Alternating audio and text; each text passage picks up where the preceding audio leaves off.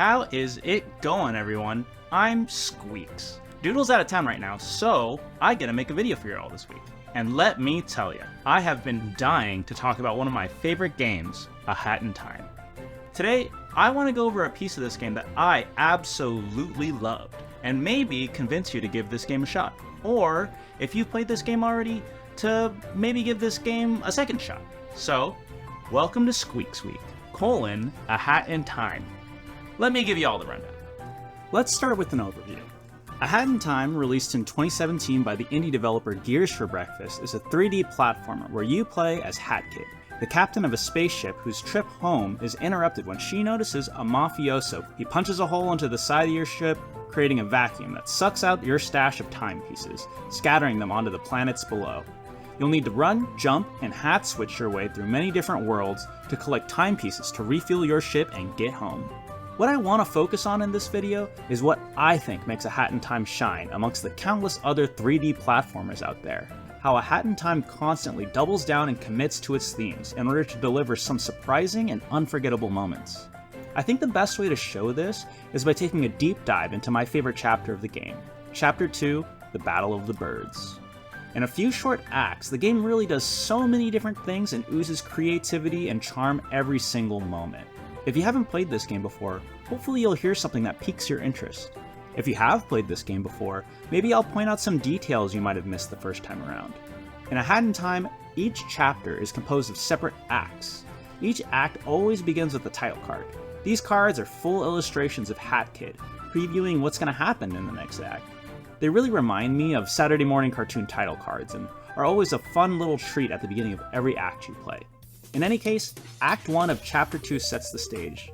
You're dropped into a movie studio, where two movie directors are competing for the annual Bird Movie Award, the extremely hot-headed and extremely Scottish Conductor, and the funky, fabulous DJ Grooves. After they leave, you'll need to sneak behind the set in order to retrieve your lost timepieces. You can spend some time exploring the lobby until you make your way to the loose vent above the reception. This looks like where you'll need to sneak into the studio. Get in front of the vent and you'll be hit by a $7,000 invoice for trespassing? This receipt hangs around in the top corner of the screen for the rest of the act, keeping tally of all of your crimes and fines.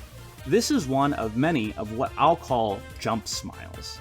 Things that are just so silly and so unexpected you just can't help but smile. As you go through the rest of the act, you'll be fined in different creative ways. Harassing a worker, tampering with stage equipment, assault. And once you reach the end of this act, that's it. The game never uses this gag ever again. A Hat in Time is really good at setting up a bunch of these little jump smile moments without having any of them overstay their welcome.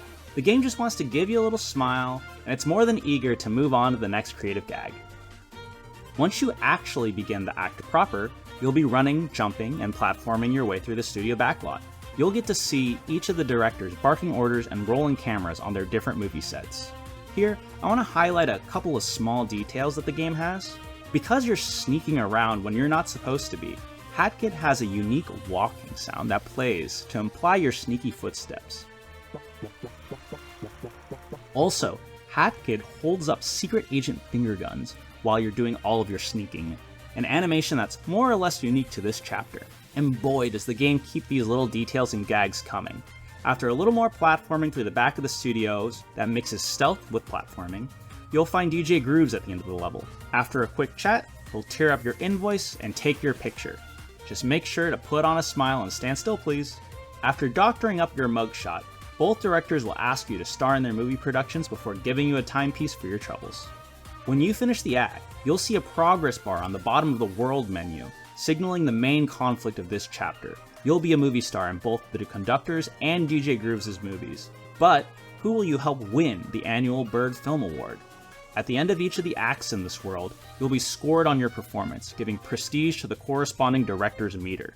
Just to emphasize this again, no other menu in the game looks like this. In fact, every single chapter's menu has its own unique UI treatment. This game really does its best to make every single moment feel unique and special, even in the menus. And of course, it doesn't stop there. The game gives you a huge variety of gameplay for the rest of this chapter. Each act is just as lovingly detailed as the first, with tons of little details and flair that makes things super memorable. I don't want to belabor the point, and I also don't want to spoil too many of the fun moments, so I'll just stick to giving y'all the Baskin-Robbins sample. But trust me on this, there is so much joy to be discovered in every single act in this game, if you stop to admire the details. But without further ado, here's a little taste of Chapter 2. The director's first film, Murder on the Owl Express, is presented as a classic whodunit-style murder mystery. When you begin, the act starts in full sepia tone, accompanied by a jazzy noir music. After chatting with some passengers who may or may not be trying to get you to divulge your online banking account information, the lights go out, and you'll find a dead body on the floor. After that, it's up to you to don your best Sherlock Holmes hat, collect the clues, and solve the murder. Which one of the 6 different endings will you manage to end up with? The director's other film, Train Rush, is a pedal-to-the-metal hallway sprint through an exploding train, whose title card really sells the emotions you'll feel when playing this chapter. One of my personal favorite acts in the entire game, the game will simultaneously ratchet up the difficulty, the chaos in the train, and the tempo of the music, as you head full speed towards the front of the train to defuse the bomb, whose timer is constantly ticking down in the bottom right-hand corner. Bonus anxiety comes with the tough-as-nails hard mode version of this act, which only gives you 10 seconds until self-destruct. DJ Grooves' acts come with a much different vibe. His first film, Picture Perfect, as the title card would suggest, is a paparazzi-filled jaunt through the city, where Hat Kid will be meeting and greeting with her flocks of adoring fans.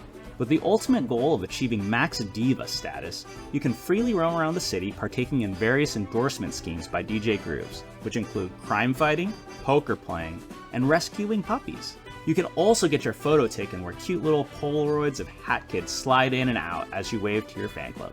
DJ Grooves' final act, The Big Parade, is an energetic and lively production where you'll be acting as a band conductor, leading a trail of owls across the town from rooftop to rooftop.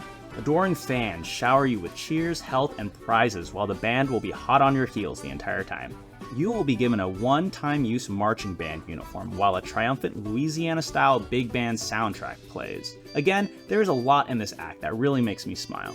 The floor of the city has been replaced with a large mass of adoring fans, and the music also progresses through a few different variations as you come closer and closer to the end of the parade.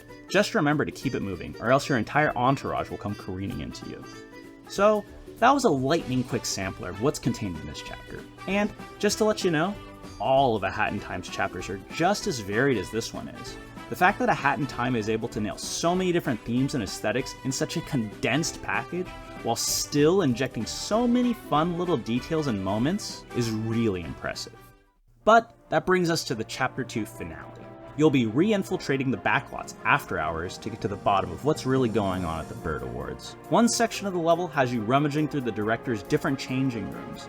Here, you'll be able to catch a glimpse of some of the backstory on these birds, and you'll get to see all the different posters for the movies you've starred in. Little details like these are just so neat. One last elevator will take you down to the final boss. You know that progress bar at the bottom of the menu that's been filling up all chapter? Your choices and performance will determine who you fight in the final boss battle. Each director has their own unique title card as you enter the final room. And here's where the game pulls off one last little jump smile, though it might not be obvious on your first playthrough. For the final act, not only does the boss change depending on how you perform, but the Conductor and DJ Grooves each have their own unique arenas for you to fight in. DJ Grooves' battle takes place on a Saturday Night Fever-style dance floor, while the Conductor's battle takes place in a classic spaghetti western saloon.